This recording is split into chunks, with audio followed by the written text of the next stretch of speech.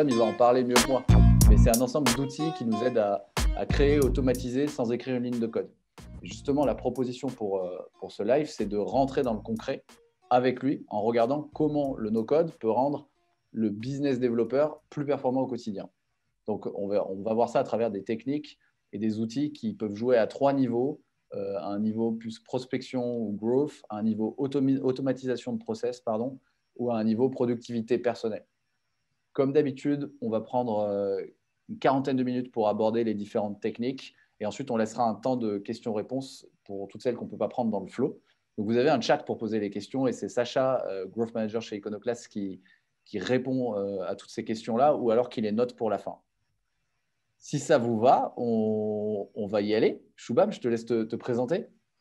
Yes, bah écoute, merci beaucoup pour cette intro, super sympa. En effet, je pense que t'as dit beaucoup de choses. J'ai une chaîne YouTube où je parle de no-code. Je m'intéresse énormément aux sales en général. Et c'est vrai que ça, on se l'est pas encore dit, Mathieu, mais c'est un milieu, moi, qui me fascine et qui, je pense, est en train de changer avec tous les autres milieux qui sont en train de changer avec toute cette techno. Mais c'est un des premiers qui a le plus de valeur monétaire. En fait, c'est parce que c'est celui qui va générer le plus vite et qui va utiliser au plus rapidement le levier technologique qui jusque-là était un peu compliqué parce qu'on était obligé de coder pour faire tout ce qu'on peut aujourd'hui faire sans no-code. Avec du no-code. Je vais me présenter rapidement. Donc, je m'appelle Shubham Sharma. Donc pour les personnes qui ont du mal à me retenir mon prénom, pensez à un chou qui tombe et qui fait bam. Voilà, je pense qu'il y a vous rigolez dans l'audience. Mais donc voilà, c'est comme ça qu'on prononce mon prénom. Je m'occupe, à la base, je suis développeur. Quand j'ai commencé en gros, ma vie professionnelle en tant que développeur, j'ai toujours codé, j'ai toujours monté des sites web, des choses comme ça. Et en fait, je me suis très vite rendu compte que ce qui était cool dans le code, c'était pas forcément la beauté du code, mais qu'on pouvait très vite vendre avec du code. Et donc, j'ai commencé avec une agence où je faisais beaucoup de sites internet, de sites mobiles, et j'ai compris que le réseau avait une valeur. Et du coup, j'ai commencé à m'intéresser aux sales. Et j'ai fait une école après qui s'appelle Epita, qui est une école d'informatique dans laquelle j'étais je m'occupais du sales dans ma junior entreprise. Donc, c'est vraiment un milieu qui m'intéresse, mais j'ai continué petit à petit dans le monde du dev jusqu'à arriver dans le monde du marketing après, en travaillant chez Mailjet, en travaillant chez Keymetrix, qui sont des startups françaises. Et aujourd'hui, au-delà de plusieurs projets que j'ai lancés en solo, parce que justement, le fait d'avoir les doubles casquettes dev et un peu sales et un peu marketing, ça te permet de tout faire, en tout cas de tester les choses beaucoup plus rapidement. Je suis arrivé aujourd'hui en tant que product manager chez Conto, qui est une néobanque que vous connaissez peut-être. Et en fait, l'idée, c'est que je m'occupe de toutes ces parties automatisation, qui est vraiment mon créneau aujourd'hui chez Conto, avec une partie sous-jacente qui permet toute cette automatisation, qui est l'API. Bon, vous avez peut-être entendu parler de ce que c'est qu'une API. On entend un peu partout, c'est un peu un buzzword, mais voilà, je m'occupe de ça chez Conto. Ça, c'est pour me présenter. Aujourd'hui, ce qu'on va voir, c'est comment utiliser le no-code pour vous en tant que sales, parce que c'est souvent vu comme un truc en ce moment, un peu un geek, un peu un truc de geek pour des gens qui veulent mettre des outils ensemble, pour des gens qui veulent aller un peu plus loin, mais qu'est-ce que ça rapporte en fait à la fin de la journée? Comment est-ce que tu remplis tes objectifs? Comment est-ce que tu as plus de prospects, etc. Une des manières dont j'imagine, vous avez peut-être entendu parler du no-code, en tout cas de l'automatisation, c'est sur cette partie prospection. C'est souvent là où on en parle. Vous avez peut-être entendu parler des outils comme Prospecting ou des outils d'automatisation comme Phantom Buster. Souvent, on pense à l'automatisation LinkedIn et en fait, on s'arrête là. En tant que sales, le problème, c'est que souvent, en France, en tout cas, on a tendance à s'arrêter là parce que c'est ce qui est montré.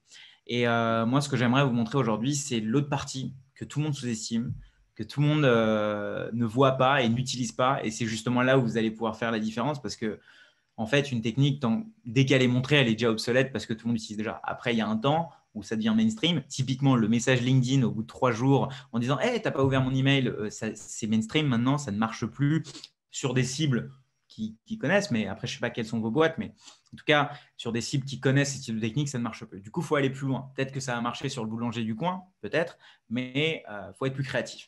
Et c'est là où on va commencer à toucher un peu à tout ce qui est Martech, ce que j'appelle le marketing technologique, où en fait, on va toucher à des outils qui sont obligés d'avoir de la technologie dedans pour être les plus efficaces. Alors, je ne vais pas vous faire une liste d'outils, et d'ailleurs, n'hésite pas, Mathieu, si tu dois m'arrêter si tu as un truc à dire ou une remarque, et pareil, Sacha. Mais je ne vais pas vous faire une liste d'outils parce que ça, en fait, vous en trouvez partout sur Internet. Euh, et, euh, et d'ailleurs, j'ai une newsletter sur laquelle je parle de beaucoup d'outils. Et en fait, le problème avec les listes d'outils, c'est que trop cool, vous allez voir ce que ça fait. Vous allez vous sign up sur tous ces tools.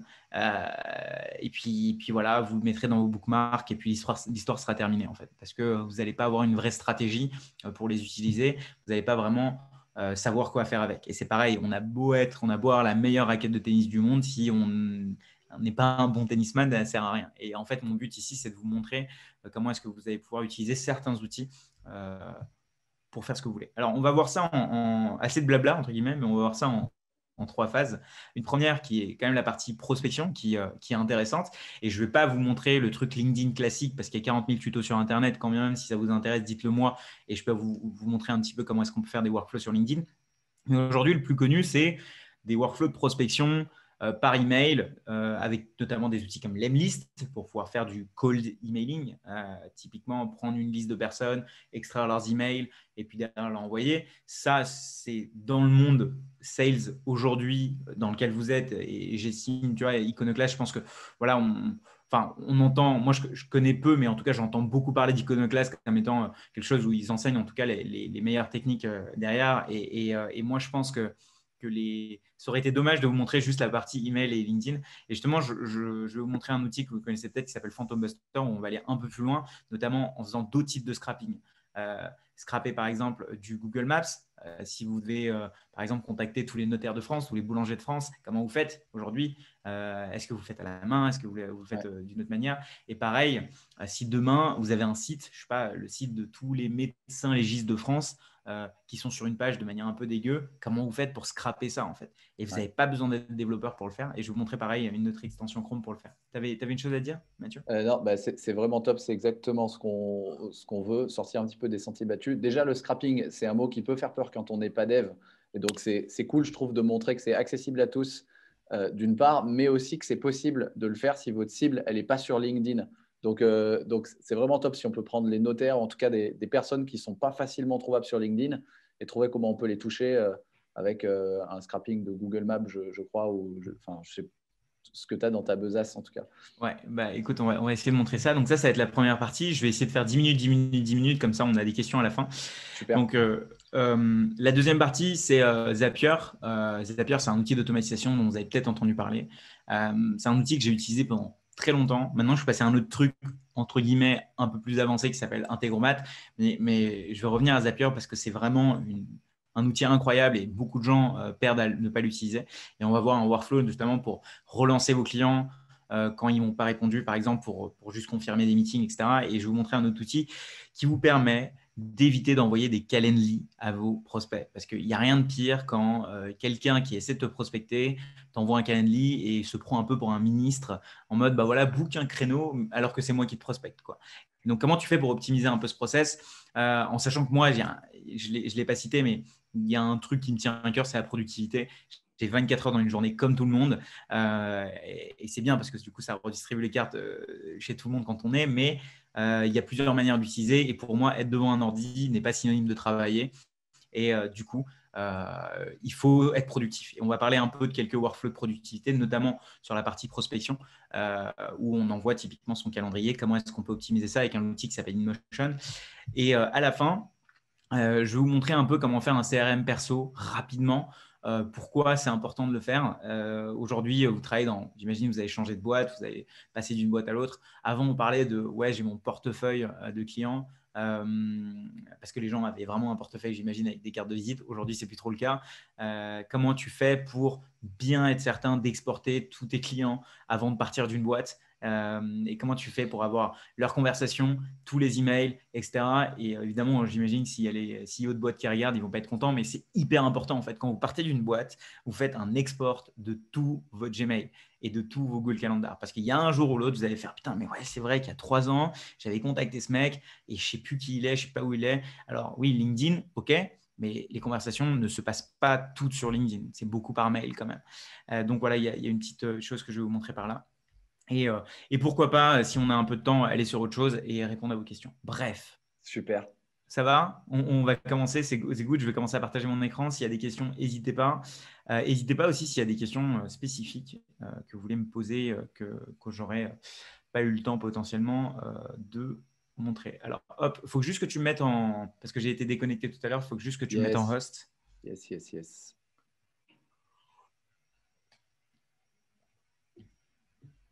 Tac, normalement, tu peux partager. Super, parfait. Hop. Ok, bah, je vais commencer à partager mon écran sur le premier outil qui s'appelle Phantom Buster.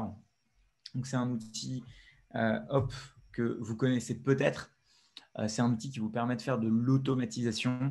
Sachez que je vais à chaque fois reprendre un petit peu les bases ici parce que je suis conscient que tout le monde ne connaît pas ce type d'outil et si vous le connaissez, c'est super, mais on va pouvoir aller plus loin. Mais voilà, je préfère reprendre les bases pour être certain que tout le monde comprenne. En fait, une automatisation, c'est quoi? C'est partir d'une entrée vers une sortie en faisant un certain nombre de choses. En gros, c'est ça. C'est comment est-ce qu'on fait pour faire quelque chose d'un point A à un point B en faisant faire des choses à ce truc-là. Et aujourd'hui, sur Phantom Buster, c'est un outil qui va vous permettre de faire plein de types d'automatisation, du genre auto-follow des gens sur Twitter, du genre ajouter des gens sur LinkedIn, du genre scraper des profils sur LinkedIn, auto-follow des gens sur Instagram, et tout ça sans coder. Et on va pouvoir en effet faire des workflows un peu plus avancés avec ces outils-là. Alors, il y a une chose qu'il faut savoir, c'est que Phantom Buster, c'est un outil qui va pouvoir tourner quand vous dormez. Parce que souvent, en fait, la force de l'automatisation et la force en général des ordinateurs, c'est que tu ne les payes pas et ils travaillent pour toi. Et tu peux, si tu es un peu malin, faire en sorte qu'ils fassent exactement ce que tu veux. Évidemment, ils n'ont pas ton cerveau, les ordinateurs. Par contre, toi, tu peux juste donner la partie de ton cerveau qui est intéressante pour eux.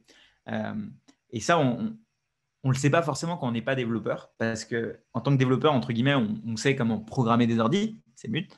Mais en tant que non-développeur, justement, ce qui est intéressant, c'est avec tous ces outils, on peut vraiment programmer des ordis. Je vais vous montrer comment faire certains workflows. Alors, dans Phantom Buster, on peut faire des automatisations du genre, par exemple, trouver l'email professionnel de quelqu'un.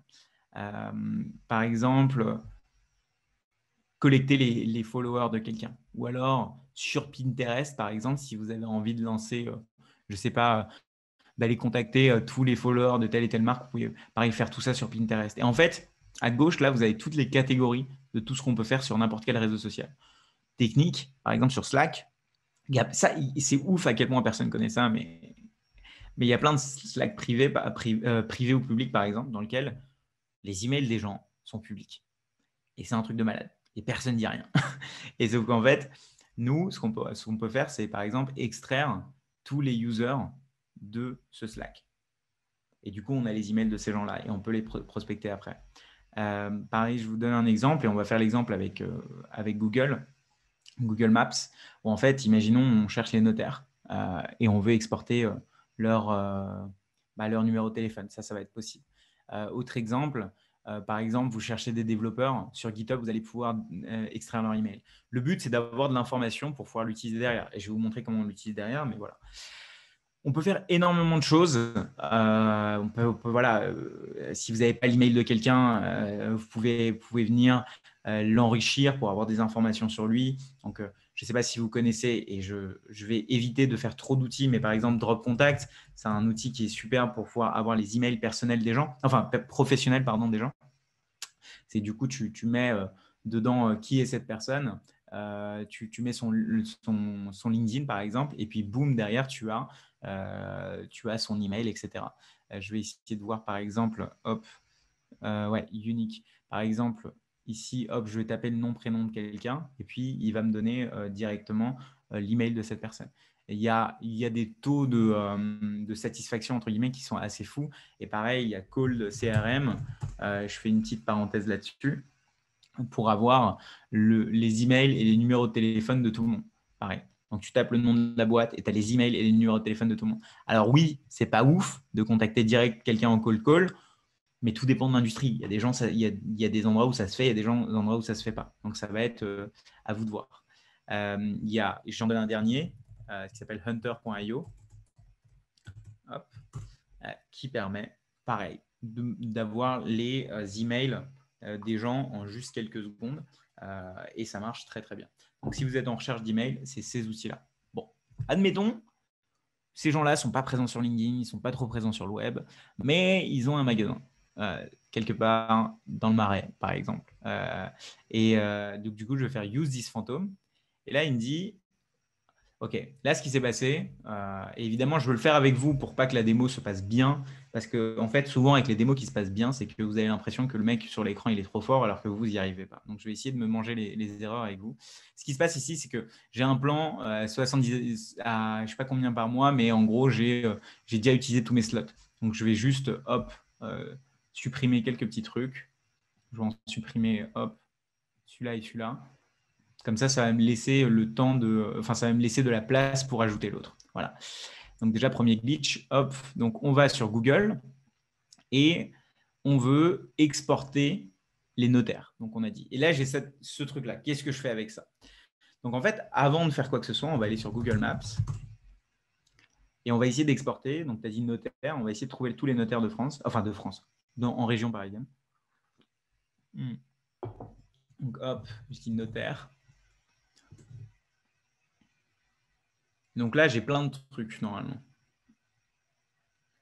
Hop là. Donc j'ai ce truc-là avec plein de trucs. Et là, je peux évidemment mettre, là, j'ai que 20 résultats, mais voilà, je peux ajouter beaucoup plus de choses ici. Vous voyez qu'à chaque fois, souvent, il y a des numéros de téléphone. Je peux essayer de les avoir. Donc maintenant, comment je fais si je ne connais pas tout ce monde du no-code et ce monde de l'automatisation? Je vais un par un prendre mon téléphone, faire 01 58 64 17 nanana, et l'appeler, et puis après, boum, et je recommence. Et je vais devoir changer de truc pour prendre des notes, etc. Là, je vais copier ce lien-là. Je fais un copier.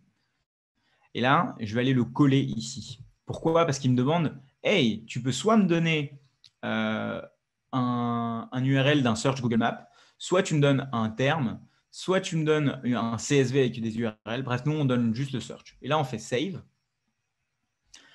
Il me demande, mais tu veux que en gros, tu veux que ton browser il soit en quelle langue, etc. Là, on ne s'en occupe pas. Par contre, le nombre de résultats à scraper, par défaut, il est à 200. Je vous conseille de le laisser à 200. Mais je vais juste en prendre 20 pour la démo pour pas que ça prenne une plombe parce que en fait, ce que ça fait automatiquement, c'est que ça va aller sur la page, ça va scraper le truc, etc. Là, vous savez quoi, on va même en faire 10 parce que je vois qu'il est déjà 12h20. Hop, comme ça, on va voir les 10 premiers résultats.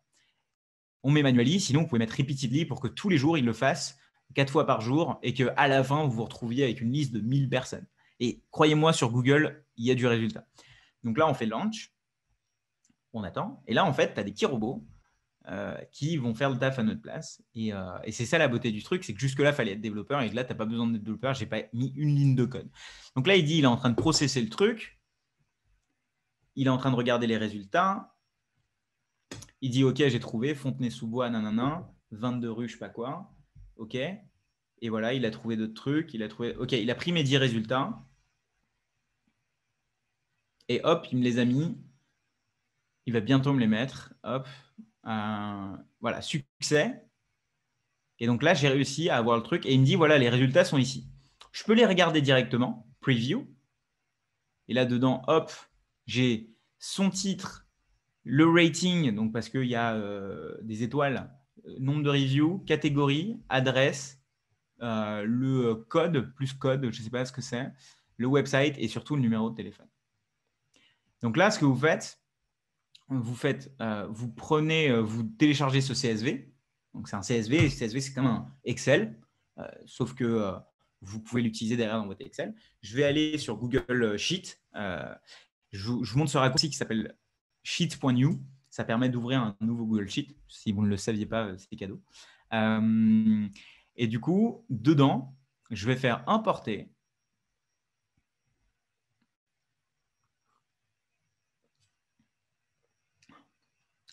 Donc, comme vous le voyez, c'est rapide. Hop, on sélectionne.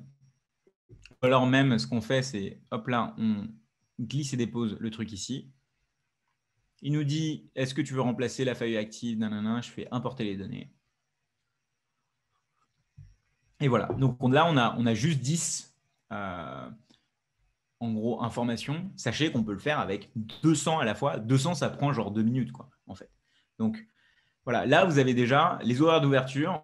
Vous avez plein d'infos, en fait. Et ça, c'est assez dingue. Et vous pouvez le faire sur tout. Les boulangers, les médecins légistes, tout ce qu'il faut. Je vous montre autre chose rapidement. Et après, on passera à la partie CRM.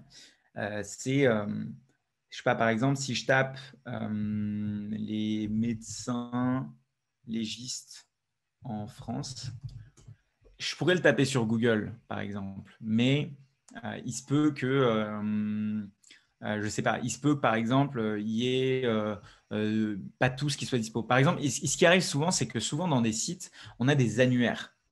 Donc, des espèces d'annuaires. Je vais taper, par exemple, allez, annuaire. Et peut-être qu'il y aura un annuaire, en fait. Voilà, annuaire médecin, hop, hop là. Donc là, ouais, c'est un peu compliqué. Par exemple, à Lille. Et là je vais très rapidement vous le montrer. Hop, il y en a très peu. Admettons, vous savez quoi, on va juste taper un spécialiste, genre genou, orthopédiste, par exemple. Et là, le problème, c'est que il n'y a pas un chirurgien orthopédiste dans le Phantom Buster. Donc là, vous avez par contre tous les chirurgiens orthopédistes ici. Bon, ok. Là, le problème, c'est qu'il n'y a pas forcément leur numéro de téléphone. Donc, même si on le scrape, on ne va pas avoir le numéro de téléphone tout de suite. Par contre, il arrive souvent que vous vous retrouvez dans des situations, quand vous regardez par exemple sur les sites des mairies, les trucs hyper vieux, etc., que vous deviez avoir les numéros de téléphone sur la même page. Et du coup, il y a ce super Instant Data Scrapper. C'est un super plugin Chrome que vous installez.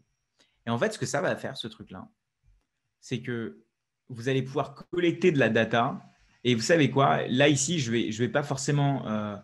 vous savez quoi? On va le faire quand même. On va le faire quand même parce que c'est super important. En fait, ce que ça va permettre de faire, c'est que vous êtes, imaginons là, sur les pages jaunes. Nous, on ne va pas le faire sur les pages jaunes. Pourquoi? Parce que en fait, on a déjà un truc dans Phantom Buster qui permet d'avoir les pages jaunes. Là, ici, hop, si on fait All Category, on a les Yellow Pages, en fait. Donc, on ne va pas le faire, nous, sur les Yellow Pages, mais ça marche, en fait, sur tout. Ce qui vous montre ici, là, on l'a fait avec Vinted il n'y a pas si longtemps que ça, où, en gros, on voulait savoir c'était quoi les dernières. C'était un gars qui lançait une boîte pour revendre les invendus de Vinted. Et du coup, il scrapait tous les trucs qui n'étaient pas vendus sur Vinted. Et donc, en gros, on fait une requête. Une fois que la requête elle est faite, on lance Intent Data Scrapper, on lui dit ce qu'on veut scraper, on lui explique ce qu'on veut scraper, et puis boum, derrière, ça nous lance tous les liens. En gros, c'est comme ça que ça marche. Je vous fais une rapide démo. Donc là, il y a la Pokéball qui vient de se rajouter. Pourquoi c'est une Pokéball? Je ne sais pas. Et là, hop, on va aller ici. Et admettons, on veut juste les noms, tu vois, de ce premier truc. Donc, on va aller sur Instant Data Scrapper. Je ne sais pas si vous voyez cet écran. Si, tu parles de Doctolib? Ouais, mais derrière, il m'a demandé quelque chose. Je sais pas. Par exemple, si on va prendre le site de Vinted parce que c'est beaucoup plus simple en fait. Et c'est le cas pour Vinted, mais c'est le cas sur n'importe quel site qui n'est pas scrapable. Et j'espère que vous comprenez le truc ici. Mais admettons, tu vois, j'ai envie d'avoir toutes les photos et tous les prix et tous les profils aussi de ces gens-là. Du coup, ce que je vais faire ça, hop. Et là, ça va me lancer Instant Data Scrapper. Vous savez quoi, je vais repartager mon écran. Ce que tu veux dire, Shubham, c'est qu'avec Instant Data Scrapper, contrairement au truc que tu as fait juste avant, où là, tu avais toutes les données directes d'un coup, là, ça va aller, comme tu ferais manuellement, d'aller cliquer sur une image, chercher la personne sur une autre page, etc. Ça va aller en profondeur sur chaque truc que tu scrapes, chercher derrière le nom ou les infos qui sont sur la page suivante, c'est ça? Tu peux à la fois avoir l'image et OK. Là où il faudrait aller sur une autre page, revenir, OK, ça te consulte tout le catalogue et ça va à chaque fois sur les pages plus profondes à l'intérieur du catalogue. Et surtout, ça te balance un Excel en fait. Ouais. Tu vois, et du coup, tu n'as plus qu'à l'importer et tu n'as plus qu'à l'utiliser. Et je ne sais pas si jamais vous avez des idées de sites là qui vous viennent en tête. Mais en fait, là, je l'ai fait avec Vinted, mais demain, vous avez un annuaire de ce que vous voulez. Vous cliquez juste une fois et c'est terminé, quoi. Et ça, c'est vraiment la folie du truc.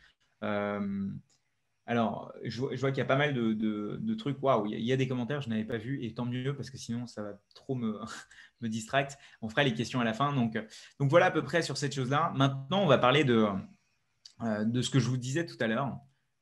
Cette histoire de je ne suis pas un ministre et je veux prendre rendez-vous quand même. Donc, en Ouais. gros, aujourd'hui, l'expérience qu'on a avec Calendly, c'est une expérience pas folle parce que on a l'impression que je vais prendre rendez-vous chez la personne qui me prospecte, quoi. C'est vraiment pas sexy. Ça fait genre, tu es un médecin, etc., etc. Comment est-ce qu'on peut te donner une meilleure expérience? Alors, il y a cet outil qui s'appelle InMotion. Avant même de vous présenter l'outil, je vais vous donner par exemple ce que moi j'utilise. Moi, je fais pomme A et moi, ça m'ouvre ça. En fait, ça m'ouvre ça. Et là, par exemple, j'ai envie de donner à une personne uniquement certains créneaux. Comment je fais? Normalement, dans la vie de tous les jours, j'irai regarder mon agenda. Après, dans mon agenda, je regarderai, OK, là, il y a un créneau, là, il y a un créneau, là, il y a un créneau. J'irai voir le mail et je le mettrai. Et après, je lui dirai, est-ce que tu serais disponible? Et l'autre va me répondre, oh, j'ai aucun créneau, désolé, est-ce qu'il y en a un autre? Bref, c'est plus possible, c'est chiant et surtout que ça vous retarde. Donc là, on fait manually choose time to share. Il synchronise tous mes agendas. Et là, je fais combien de temps? Admettons, c'est un rendez-vous de 60 minutes. Je fais comment s'appelle l'event. Là, je fais, je sais pas, call de brief Iconoclass. Et là, comment il s'appelle la personne? Mathieu. C'est quoi son email? Je peux directement mettre son email comme ça. Lui, quand il va quand il va dire oui, il n'a plus rien à remplir. Et ça, c'est une expérience trop stylée. Donc Ok. là, je vais mettre ton email. Donc, Hop, mathieu-bernard@iconoclast.eu. Ouais. ouais. Et là, je peux même mettre un message, etc. Mais il faut quand même que je sélectionne les trucs, quoi. Donc là, je vais dire, allez, hop, je te mets un petit créneau ici, un petit créneau là, j'ai du temps ici et j'ai du temps là. Et là, hop, le message, il montre le message que ça va lui envoyer, tu vois, ici. Bon, c'est en anglais, mais pas grave, vous inquiétez pas. Et là, on fait edit, et là, c'est ce qu'il va voir, le mec. Donc, call the Iconoclast with Shubham, thanks for taking the time. Alors, oui, c'est en anglais pour les choses automatisées. Mais c'est pas grave, vous allez voir pourquoi. Parce que, en fait, une fois que j'ai fait ça, je fais copy availabilities. Ça génère un lien extra personnalisé. Et du coup, quand je vais aller, je sais pas, pourquoi je mets postbin, c'est juste pour montrer. Quand je vais aller coller ce truc-là, il va me donner ça. En fait, il va me dire, would any of this time work for you? Moi, ce que je fais, c'est souvent, je remplace. Hello, voici mes dispos pour la semaine pro. Voilà. Et du coup, le mec, il voit Tuesday. Après, si vous êtes pointilleux et que la personne ne connaît vraiment pas l'anglais et le français, vous pouvez soit remplacer ces trucs-là, soit complètement supprimer et dire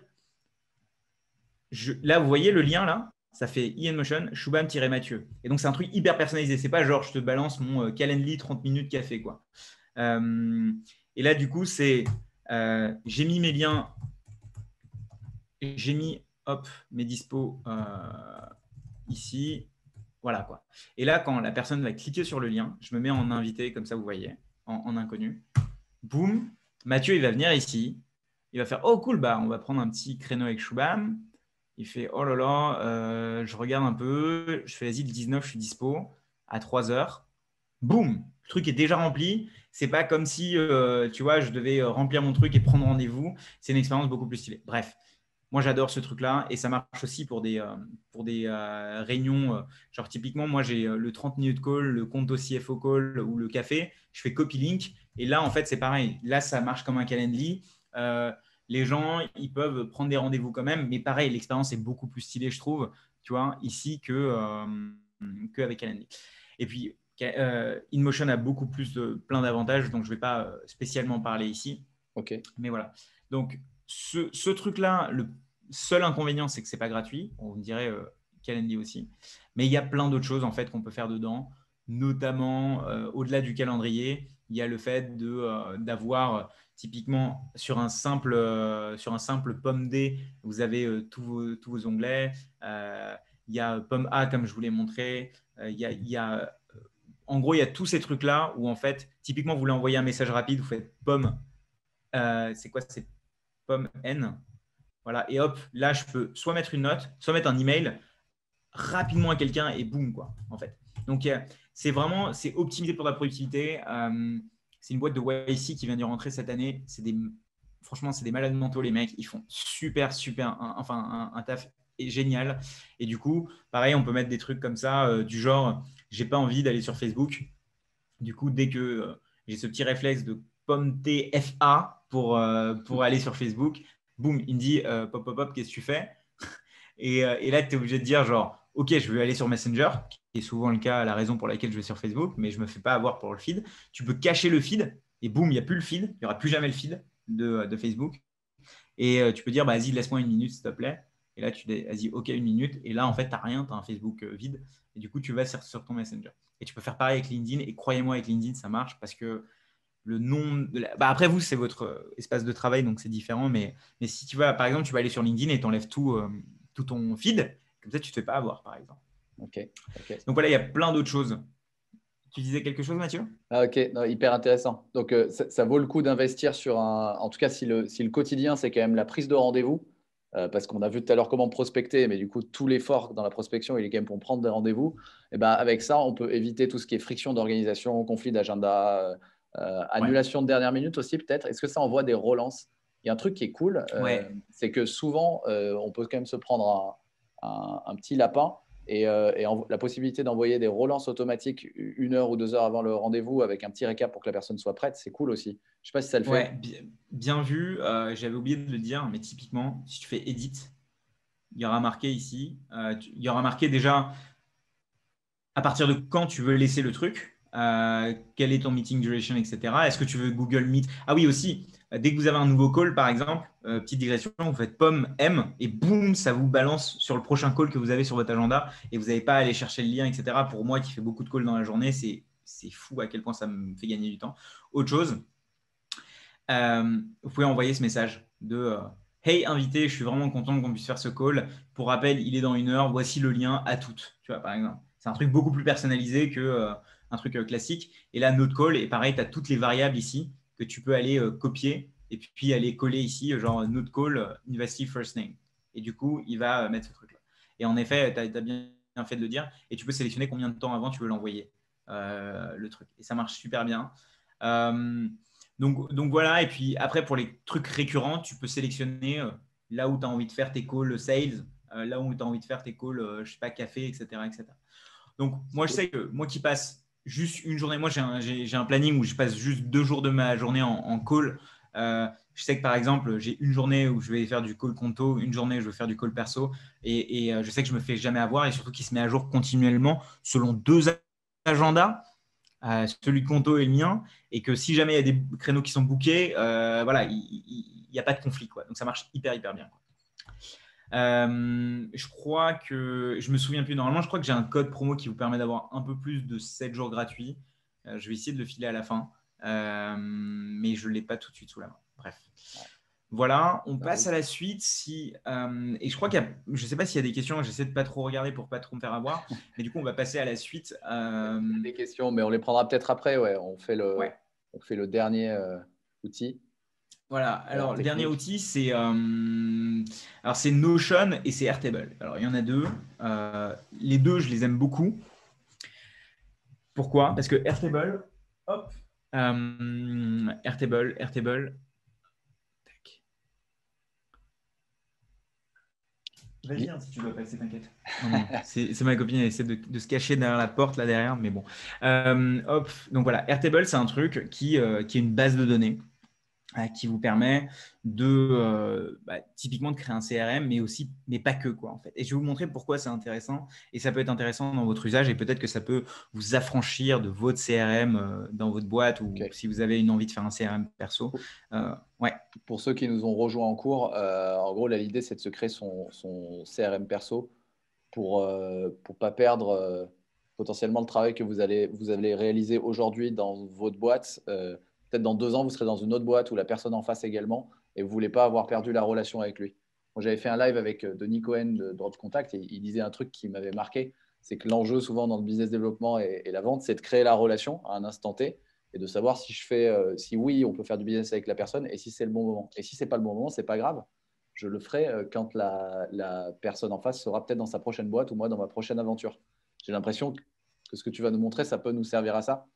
Ouais, totalement. Et je rejoins totalement Denis là-dessus. C'est que, en fait, on a tendance à oublier qu'on a des carrières là qui vont quand même durer et qu'une personne rencontrée maintenant, c'est peut-être dans 10 ans où on va se dire, mais ouais, tu te souviens, on avait fait un call ici et boum, boum, boum.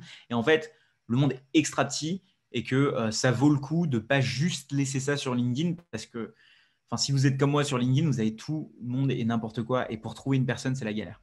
Et du coup, comment est-ce qu'on fait la différence entre les personnes qu'on a sur LinkedIn et les personnes avec qui on a déjà parlé par mail? Déjà, il y a une chose, avant même d'aller sur Airtable, c'est Google Data Extractor. Je crois que c'est ça, email. Non, c'est non, c'est pas ça. C'est Google, c'est Gmail Export. Voilà, c'est ça. Gmail Export Emails. Et du coup, là, il y a un truc. Et là, vous allez sur la boîte de votre… typiquement, là, moi, j'irai sur Conto, par exemple. Et du coup, ça va downloader mes datas.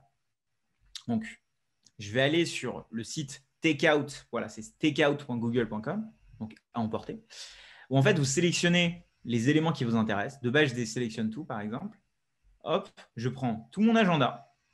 Je prends potentiellement mes favoris Chrome, mais pas obligé. Et je vais surtout prendre… Donc là, il y a tous les outils. Je vais surtout prendre la messagerie. Et il y a les Google Contacts. Hop. En sachant que quand vous envoyez un email à quelqu'un, vous ne savez peut-être pas, mais il s'ajoute dans vos contacts. Donc, je fais étape suivante. Bon, voilà, hop, étape suivante. Et là, il me dit, OK, comment on fait? Il me dit, est-ce que tu veux exporter tous les 2 mois pendant 1 an? Ça vaut le coup. Est-ce que tu le veux en zip, en TZip, etc. Vous pouvez ouvrir. Bref, et là, tu fais créer une exportation. Et là, ça commence à bosser. Ça va prendre du temps, mais il y a 3 fichiers qui vont être produits. Un fichier d'email, un fichier de contact et un fichier du coup de votre calendar. Et maintenant, la question qui se pose souvent, mais je les mets où une fois qu'ils sont créés, ces fichiers-là? Parce que ça prend du temps et après, ça vous donne un gros zip. Et c'est là où il y a la technique. Le Google Contact, en fait, vous le mettez sur Airtable. Comme ça vous fait votre CRM. Alors, Airtable, c'est dans le cas où vous avez un abonnement ou quoi que ce soit. Mais vous pouvez le faire sur Excel aussi. Mais je vais vous montrer pourquoi moi, j'utilise Airtable. En fait, une fois que vous l'aurez mis ici, vous aurez une meilleure recherche de qui est la personne. Vous pourrez lier tous les emails au contact sur Airtable directement. Et là, ça va être compliqué de montrer le truc parce que j'aurais dû faire ce take-out avant. Mais en fait, typiquement, quand ça va vous exporter ça, vous l'importez sur Airtable. Et puis, en gros, c'est comme si vous avez un deuxième Gmail de vos anciennes boîtes quelque part. Donc, quand vous aurez besoin d'aller faire une recherche de « Putain, j'avais parlé à Mathieu quand j'étais chez Conto à l'époque.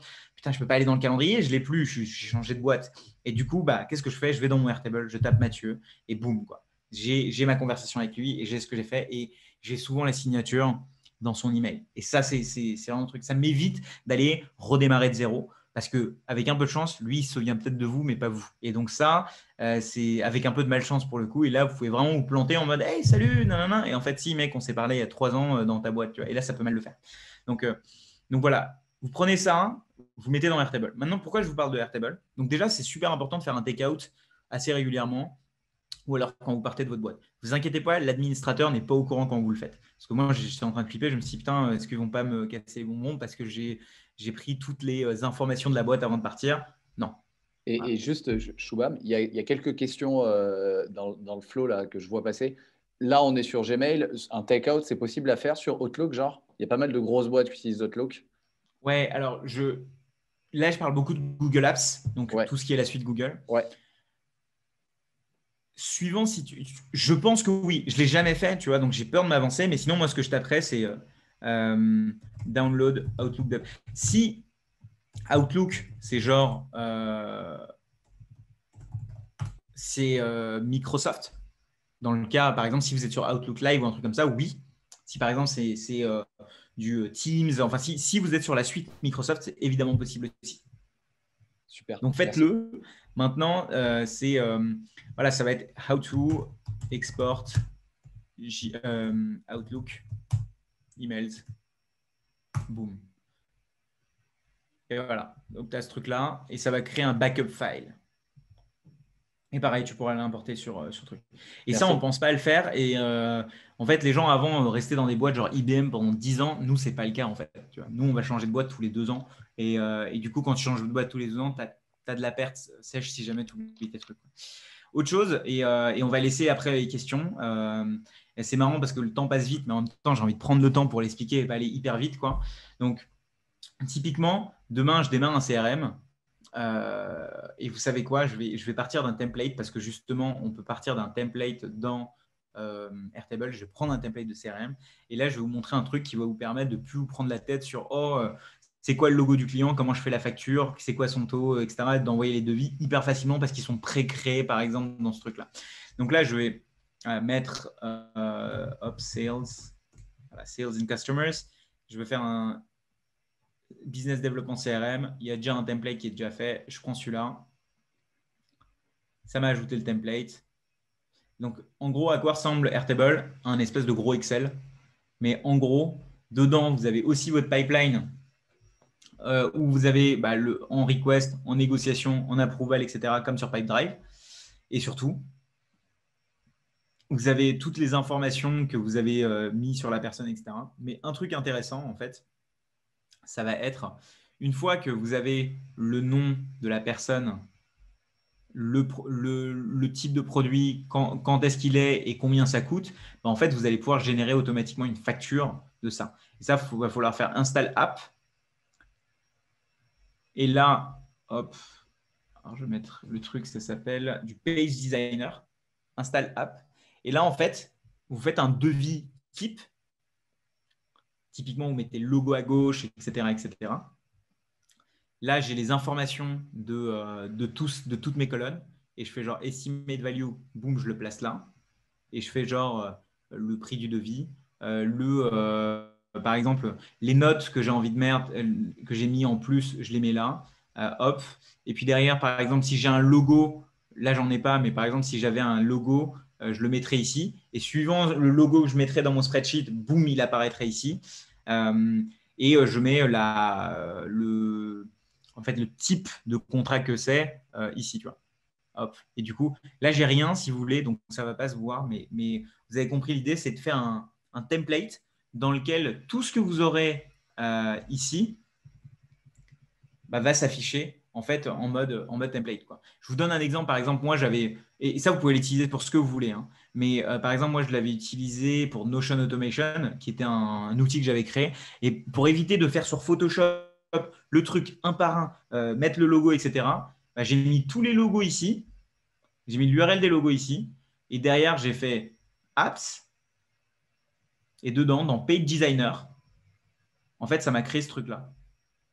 En fait, ça a pris une partie de ça, une partie du logo. Et puis voilà. Et du coup, pour chacun des éléments de ma base, j'avais un truc déjà créé. Et ça, je peux l'exporter en PDF, par exemple. Et donc, ça marche aussi pour un devis. Je ne sais pas si vous avez suivi le truc, mais en gros, l'idée, c'est d'éviter de recréer un devis à chaque fois et de mettre le logo de la personne dans sa base et de mettre le nom du contact, de mettre le prix, et boum, ça génère un devis. Comme ça, vous n'êtes pas là à faire un devis à la main, par exemple. Voilà à peu près. Donc, on va prendre les questions. Est-ce qu'il reste 15 minutes et j'ai envie qu'on prenne les questions parce que ça se trouve, vous avez des trucs bien plus précis, qu'on est très high level ou pas. Voilà, dites-moi. C'est parfait. Déjà, merci beaucoup, Shubham, pour tout, d'avoir pris le temps et pour tous ces détails. Je préfère qu'on aille vraiment dans le qualitatif plutôt qu'on reste en survol. Et là, je pense que tu nous as donné pas mal de détails. Donc, c'était bien dense et c'est vraiment ouf. Juste, du coup, la première question qui revient souvent, c'est oui, il y aura un replay. Donc, c'était assez dense, mais en fait, il va être possible de revoir tout ce que Shubham nous a montré. Et pour ceux qui sont arrivés en route, on a vu 3 choses. En gros, il y a eu 3 parties. On a vu d'abord un exemple de scrapping de Google Maps avec Phantom Buster, donc pour faire de la prospection de personnes qui ne sont pas forcément sur LinkedIn, comme des notaires. On a vu en deuxième partie un outil qui s'appelle InMotion pour prendre des rendez-vous beaucoup plus facilement, caler des rendez-vous et gérer ses rendez-vous beaucoup plus facilement, synchroniser avec tous ses agendas. Et en troisième partie, on a vu comment faire un CRM perso en exportant son Gmail ou son Outlook et en le liant à un Airtable. Et c'était déjà très, très chouette. Ça a généré plein de questions. Donc, pour ceux qui doivent nous quitter, on se dit à très vite. Et pour les autres, vous pouvez rester pour les questions-réponses. Ouais, alors je vais passer aux questions. Déjà, merci Shubham pour toutes ces informations. On a eu pas mal de questions dans le chat, on a pu en répondre à quelques-unes, mais j'en ai gardé quelques-unes pour la session questions-réponses. Du coup, il y avait une première question de Cédric qui demandait est-ce qu'il pouvait y avoir des problèmes de RGPD en utilisant Phantom Buster? Alors, c'est possible. Tout dépend de ce que vous faites. En fait, la RGPD a dit que c'est OK si tu contactes sur des adresses pro, mais c'est pas OK si tu contactes sur des adresses perso. Je suis pas un spécialiste. Moi, j'ai tendance à être du côté je m'en fous parce que je suis pas entre guillemets un vrai sales et que moi, entre guillemets, mon job dépend pas de ça et que du coup, je m'occupe moins de ça. Donc, moi, ce que je vous conseillerais de faire, si jamais vous voulez mettre ça en place de manière un peu plus carrée, c'est de demander à la personne chez vous qui est en charge de la RGPD si c'est OK ou pas. Mais moi, je considère que si une adresse est sur Internet, sur genre LinkedIn, et que c'est une adresse professionnelle, bah, tu peux prospecter, quoi. Donc voilà à peu près. La RGPD, c'est surtout dans la donnée que tu gardes et la donnée, si tu veux, que tu vas, qui est de la donnée personnelle et que tu vas potentiellement. En fait, la RGPD, initialement, elle a été créée parce qu'il y a des gens qui faisaient n'importe quoi avec des données. Quand je dis n'importe quoi, c'est genre, ils gardaient de la donnée de ouf et puis derrière, ils se la faisaient piquer. Et du coup, bah, ça fuitait et que les gens se faisaient contacter bêtement par ces gens-là. Notamment toutes les personnes qui prennent des emails mais qui derrière les revendent. Bah, ça leur a posé un gros problème. Toutes les personnes qui prennent des emails et qui se les font piquer, ça a posé un gros problème. Pour ce qui est de la prospection, il y a un enjeu aussi. Il ne faut juste pas prospecter sur des adresses personnelles du genre, si tu scrapes ton Facebook, le Facebook de quelqu'un et que tu le contactes, c'est pas cool. Par contre, si tu contactes la personne sur LinkedIn, si elle l'a mis, son adresse, c'est bon, quoi. Ok, super, merci. En plus, je pense qu'il y a un truc auquel il faut faire attention, en plus de la RGPD, c'est que si tu les mets dans des newsletters sans leur demander ou quoi, etc., ils vont te mettre dans Ah les ouais. spams. Et à la fin, ça va tous tes mails vont partir dans les spams parce que ton domaine sera vraiment éclaté et tu ne pourras plus envoyer aucun mail proprement. Donc, il faut Ouais. faire aussi attention à ça. Bien vu, ouais. C'est vrai que tu as ce truc-là, on a tendance à faire un peu le bourrin. Ouais. Juste truc de base, faire le bourrin, ça marche pas. Clairement. Ça ne marche pas. En fait, une personne qui prospecte bien, c'est une personne qui est autant capable de faire de la stratégie que d'aller faire de la frappe chirurgicale, entre guillemets, quand il s'agit de contacter quelqu'un. Mais c'est pas la personne qui va tirer la mitrailleuse parce que tu vas toucher personne, en fait. Totalement d'accord. Ensuite, on avait une deuxième question de Charlène qui demandait si Colt CRM permettait d'avoir des numéros pro, perso ou les deux. Je crois que Call CRM permet d'avoir les numéros perso pro et perso, et que du coup, je crois qu'ils font une distinction dans le type de numéro que c'est. Maintenant, sachez que ils ont une partie GDPR sur leur site qui explique le truc. Pareil pour Lusha, par exemple, qui est un outil qui permet de faire ça. Je vous renvoie plus à ces choses-là pour regarder un peu plus en détail et qui répondront d'un point de vue plus précis à ces questions-là plutôt que moi. Mais ça donne les deux.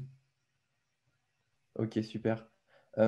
Ensuite, il y avait une question de Marie-Esther qui demandait si tu avais un avis de mismatch par rapport à InMotion. De mismatch. Ouais, C'est-à-dire quoi, mismatch? Mismatch, c'est peut-être quand il y a un conflit de calendar, peut-être un conflit de. Je ne sais pas, mais en tout cas, il te dit si jamais ton créneau n'est pas dispo, il ne te l'affiche pas, quoi. Ok, ça marche. Est-ce que ta technique pour le calendar personnalisé que tu as montré confirme le rendez-vous dans le CRM? Non, c'est pas lié à un CRM pour l'instant. Tu peux le connecter via API si tu sais coder, mais non, aujourd'hui, il n'y a rien qui est. Enfin, si le but c'est d'avoir le rendez-vous confirmé dans le CRM, Ouais. non, ça fait pas ça. Ok. Il y avait Martin qui demandait si la technique pareil du calendrier pouvait fonctionner avec Outlook. Ouais, aussi, ouais. Il n'y a pas que du Gmail. Super. Euh, Ensuite, il y avait une question de Clément qui disait que tu avais montré comment exporter tes conversations Gmail, etc. Il demandait si tu avais une technique aussi pour garder les récapitulatifs de tes calls clients. Bah, tout dépend sur quoi tu les fais. Si c'est sur un Salesforce ou si c'est sur un HubSpot ou si c'est sur tel et tel outil, tout va dépendre de si ces outils permettent l'export. Et en fait, vu que je t'ai montré Instant Data Scrapper, en fait, c'est des outils qui montrent une page avec beaucoup de données. Donc, théoriquement, tu peux venir et collecter tac, tac, tac, tac, tac, page suivante, parce qu'Instant Data Scrapper gère aussi les pages suivantes. Et il va faire tac, copier, tac, copier, tac, copier. Il va te mettre tout ça dans un CSV. Et derrière, c'est ton taf de le remettre en perspective. Donc, oui. Et j'attire l'attention sur un truc, c'est que généralement, à part Gmail, avant de faire des exports bourrins, soyez certain en googlant si ça ne va pas avertir le manager du manager du manager et ils vont trouver ça bizarre. Donc, voilà, regardez si, par exemple, un export sur Salesforce ne crée pas un problème et si ça crée un problème, utilisez Instant Data Scrapper. Voilà. Ok, très clair. Ensuite, on avait une question de Cédric qui demandait si Airtable était fiable au niveau des fuites de données. S'il n'y avait pas eu de fuite de données comme il y avait eu sur Evernote, etc. Alors, partez du principe que rien n'est fiable sur Internet, parce que pour avoir bossé de l'autre côté, tu as des trucs qui se passent où on ne sait jamais. Maintenant, vous êtes protégé par RGPD si Airtable est protégé par RGPD. Airtable dit que RGPD et c'est compliant aussi bien au niveau le truc européen. Il y a un truc européen où en fait ils ont leur serveur en France, etc. Si c'est compliant de ce côté-là, c'est OK pour vous, vous êtes protégé. Maintenant, enfin, après, ça, c'est mon côté, ma casquette un peu dev maléfique, mais enfin, il y a une chance sur deux que votre téléphone soit vérolé, il y a une chance sur deux que votre micro soit ouvert, il y a une chance sur deux que, que ton ordi serve à miner du Bitcoin là tout de suite. Donc, la moitié des personnes sur cette room ont leur ordi qui mine du Bitcoin. Donc, en fait, il y a des trucs qui se passent. En fait, on n'a aucune idée. Donc, si ton sujet, c'est est-ce que je vais me faire piquer mes données pour mieux les sécuriser, ne les mets pas sur Airtable. Si c'est des sujets genre données bancaires, tu vois, par exemple, ne les mets pas sur Airtable. Et d'ailleurs, ne mets rien comme données bancaires sur des choses autres que du Google, parce que Google ne se fera pas pirater, et autres que des trucs genre Google Dropbox et des fichiers chiffrés. Si c'est des trucs de cartes, etc., ou sinon des one password ou des dashlane, mais jamais sur un fichier texte random ou alors jamais sur un Airtable parce qu'en fait, tout se fait pirater au bout d'un moment. Ok, super. Ensuite, on avait une question de Thibaut qui disait si tu devais choisir un CRM aujourd'hui, est-ce que tu partirais plutôt sur Airtable comme tu as montré ou plus sur un acteur traditionnel? Tout dépend de qui interagit avec le CRM. En fait, combien vous êtes. Moi, si je suis tout seul, aujourd'hui, j'utilise. Alors, on n'a pas eu le temps d'en parler et aujourd'hui, je partirais sur Notion, par exemple, Notion ou Airtable, parce que je suis tout seul. Et pourquoi? Parce que j'ai une grande facilité à remodifier les choses, etc. Alors que, bon, tu vois, quand tu es plusieurs, le problème, ce n'est pas l'outil, mais les process que tu mets en place. Et que c'est toujours plus facile d'aller payer 100 balles pour un outil que d'aller se poser et mettre en place les process. Donc, en fait, quand tu es à plusieurs, le plus important, c'est le process, pas l'outil. Mais quand tu es tout seul, le plus important, c'est l'outil et les process que tu te mets envers toi-même. Et c'est beaucoup plus facile de gérer les process quand tu es tout seul parce que tu peux pas te mentir à toi-même, quoi. Donc, en fait, quand je suis tout seul, Airtable. Si je suis à plusieurs, j'utilise un truc acteur classique parce que ça met des règles en place, quoi. Genre HubSpot, Pipedrive, etc. Ok, super. Ensuite, on avait une question qui demandait si c'était possible d'avoir des tâches de relance dans ton CRM Airtable, si tu pouvais faire en sorte qu'il y ait des relances. Ouais, avec Zapier, alors ça c'est un peu en mode avancé, mais en gros, tu peux faire des trucs genre si le contact est dans la colonne relancé, envoie-lui un email 2 jours plus tard, quoi. Ok, d'accord. Ça, tu peux faire ça. Tu peux faire ça, mais c'est avec Zapier ou Integromat, des outils en plus. D'accord. Voilà. Ok, très bien. Ensuite, on avait une question de Eddie qui demandait comment Notion peut-il aider en sales? On n'en a pas parlé parce qu'une heure, c'est trop court. Mais selon moi, la manière dont ça peut t'aider, c'est évidemment pour t'organiser et avoir une meilleure visualisation de tout ce qui se passe. Par exemple, là, j'ai un programme, par exemple, là, notamment de comment aider les gens à s'organiser professionnellement et personnellement sur Notion. Et tu vois, mon flow des personnes qui m'appellent, avec lesquelles je suis en pre-sale, entre guillemets, qui close, qui me relancent, qui payent et après qui finissent, tout ça sur un comment. Moi, j'ai une visualisation qui va évoluer avec moi et je ne serai pas contraint avec l'outil. Donc, le fait qu'avoir un outil qui évolue avec toi, c'est quelque chose qui n'existe pas aujourd'hui et Notion l'a fait. Première chose. Deuxième chose, pour pouvoir partager. Partager à des clients ou à des prospects, c'est devis. Tout ce que tu vas faire, bien organisé sur Notion, ça te fait stand out de toute la concurrence qui envoie des slides et qui envoie des trucs assez classiques. Là, tu envoies un fichier qui est méga bien formaté, qui explique les trucs, dans lequel il y a potentiellement une petite vidéo de toi. Tu crées des landing pages en fait avec juste le petit bouton qui fait share et partager à tout le monde. Donc voilà, pour les gens que ça intéresse, Notion, j'ai fait un cours gratuit, je ne l'ai pas encore annoncé sur LinkedIn ou quoi que ce soit. C'est notionfacile.fr. Donc notionfacile.fr. Et puis voilà, vous avez la possibilité d'avoir en gros 1 heure de vidéo gratuite sur comment marche Notion, ce qu'il faut savoir, etc. pour vous. Alors, le but, ce n'est pas de créer un propre CRM ou quoi que ce soit, mais c'est juste de regarder comment ça se passe. En gros, de regarder les différents filtres, etc. quoi. Ok, super. Ben, tu as répondu à toutes les questions sur le no-code. Il y avait une dernière question d'Olivier qui n'était pas sur le no-code, qui demandait c'était quoi ton setup de micro, lumière, etc. pour, pour les vidéos, parce qu'apparemment, il a bien aimé. Alors, j'ai 5 personnes en régie derrière qui gèrent toute la lumière. Non, c'est pas vrai. J'ai un micro, un Blue Yeti, mais tu peux prendre ce que tu veux.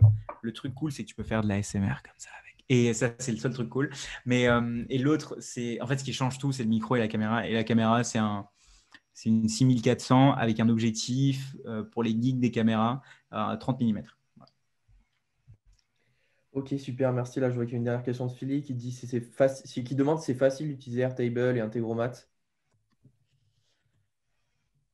Ouais, je crois que c'est quelqu'un qui serait intéressé par une formation Airtable facile ou Integromat facile de la même manière que Notion facile. Là, tu as une série qui peut être mise en place. Sachez que les noms de domaine ont été pris, donc oui. Ça va arriver. Incroyable. Ok, bah écoute, merci beaucoup, Shubham. Tu as répondu à toutes les questions du chat. On a pu tout traiter. En plus, on est pile à l'heure. C'est balèze. Trop bien, trop bien. Ah oui, on a été bon. 13h pile. Mathieu, est-ce que tu avais une dernière chose à rajouter ou simplement pour ceux qui veulent te trouver, Shubham, c'est Notion facile, mais LinkedIn, où est-ce qu'on peut te contacter pour les gens qui veulent bosser avec toi? Alors, je vous avoue que je prends maintenant très peu de prestats. Les seuls prestats que je prends, c'est genre du Notion aujourd'hui, de la mise en place de Notion en boîte, dans des boîtes. Mais sinon, malheureusement, je prends quasiment plus rien. En revanche, là où vous pouvez me suivre, entre guillemets, c'est sur YouTube où je fais pas mal de vidéos. Je fais une vidéo par semaine sur ces sujets-là. Donc, ça s'appelle Digital Wink. N'hésitez pas à vous abonner. Et puis voilà, sinon LinkedIn, ça c'est plutôt classique. J'imagine qu'on traîne un petit peu tout sur LinkedIn. Et puis voilà quoi. Top. Eh ben, merci beaucoup à toi, Shubham. Merci à toi, Sacha. Merci à toutes et à tous pour vos questions. On vous envoie le replay très, très vite. C'est parfait. Ouais. Merci à vous, c'était vraiment cool. Et je pense que vraiment, il y a un vrai enjeu sales. Si j'avais juste un dernier mot de fin, c'est en fait ce qui distingue, selon moi, les sales qui stand out, qui font des trucs de ouf, c'est vraiment ceux qui s'intéressent un peu plus à la technologie que d'autres. Parce que pour moi, c'est le leverage. Tu as un leverage de fou si tu arrives à utiliser le nouvel outil, la nouvelle manière de présenter le truc. Donc, j'aurais adoré être un sales pour ça. Merci beaucoup, Shubham. C'est lourd. Bonne journée. Merci. Ciao. À plus. Salut. Salut.